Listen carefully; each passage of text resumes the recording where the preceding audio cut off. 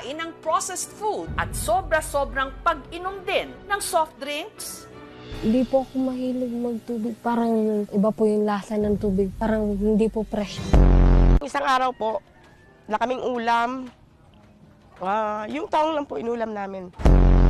Salamat, Julie! At bilang dream come true rin ito ng namayapan niyang anak na si Judy, Sana ba balang araw magkita kayong dalawa? Lola, ibang klase yan na. Nagwawalis kayo sa tubig. Oo. Ay, ba't nagwawalis din sila, oh? nagpaapak din si Apolito sa kanyang mga kasamahan.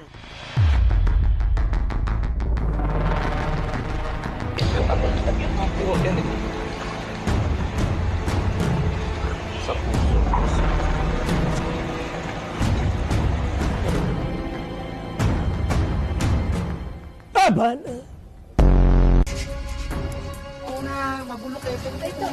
Tambak na ito, tambak na. Wait ko na. Bata. Bata. Anong bata? Bata ang pwedeng pumasok.